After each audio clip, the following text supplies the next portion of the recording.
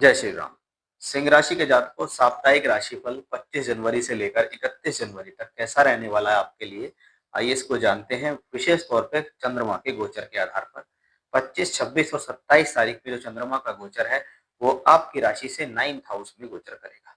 नवम भाव जो कि भाग्य का, प्रगति का, तो वहीं कुछ बिजनेस यात्रा, नॉर्मल यात्राएं, तीर्थ यात्राएं, धार्मिक संस्थान, धार्मिक स्थितियां या किसी प्रकार की ट्रेवलिंग्स के लिए देखा जाता है। अब नवम भाव में चंद्रमा है तो ये एक शुभ लक्षण है या एक शुभ स्थिति है, क्योंकि चंद्रमा का गोचर यहाँ पर शुभ माना जाता है कि नवम भाव में चंद्रमा का गोचर शुभ है।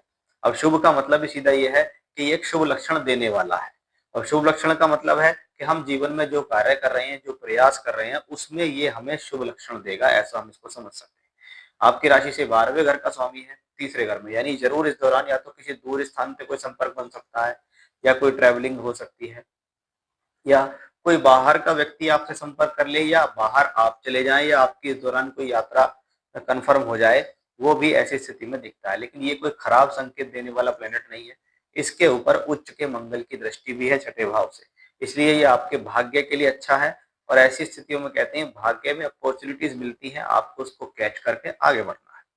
अब 28 और 29 तारीख में देखें तो चंद्रमा का गोचर आपकी राशि से दशम भाव में जाता है, जहां पर 10वां भाव आपके कार्य क्षेत्र का है। यहाँ पर चंद्रमा उच्च का होता है। 10वां भाव जो कि कर्म का, कार्य क्षेत्र का, नौकरी का, व्यापार का है।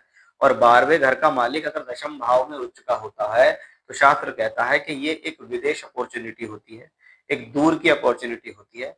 बहुत बार किसी प्रकार के खर्च को करके हमें कुछ प्राप्त हो रहा है, या बहुत बार किसी प्रकार का हमने कोई इन्वेस्टमेंट किया है, उससे हम लाभ लेने की कोशिश कर रहे हैं। क्योंकि ये 10th हाउस में तो बहुत बार कर्म के लिए खर्च करना, नौकरी के लिए खर्च, व्यापार के लिए कोई खर्च कर रहे हैं, कोई नया इन्वेस्टमेंट कर रहे हैं, या ना कोई नया कोई कार्य करने की स्थितियां हैं, वो यहाँ से बनती हैं। फिर से ये एक बाहर से जुड़कर, कुछ दूर से जुड़कर, विदेश से जुड़कर एक बन प्राप्त करने का एक योग बनता है। 30 और 31 तारीख में चंद्रमा मिथुन राशि में गोचर करेंगे, जो आपकी राशि से 11वां घर है। 11वें घर में पहले ही धन के स्वामी, धन के कारक ग्रह बैठे हैं, गुरु। ये गुरु चंद्र योग प्राप्तियों के लिए अच्छा है, लाभ के लिए अच्छा है। ये दोनों ग्रह मिलकर आपके जीवन में इनकम देंगे, सोर्स ऑफ इनकम बढ़ा के रखेंगे, माध्यम बनाकर रखेंगे। ये स्थिति शिक्षा, विद्या, बुद्धि, ज्ञान के लिए अच्छी है, आपकी नॉलेज के लिए अच्छी है, आपके सोर्स ऑफ इनकम के लिए इसको अच्छा माना गया। यानी उस चीज में रेगुलरिटी को बनाए रखना इस प्लेनेट की वजह से हम यहाँ कह सकते हैं। तो कुल मिलाकर हफ्ते भर का जो ट्रांजिट है चंद्रमा का, वो कहीं ना कहीं आपके लिए पॉजिटिव ही है। ग्रह 6ठे घर में बहुत सारे ट्रांजिट कर रहे हैं, इसलिए संघर्ष से सफलता का योग है। जय श्री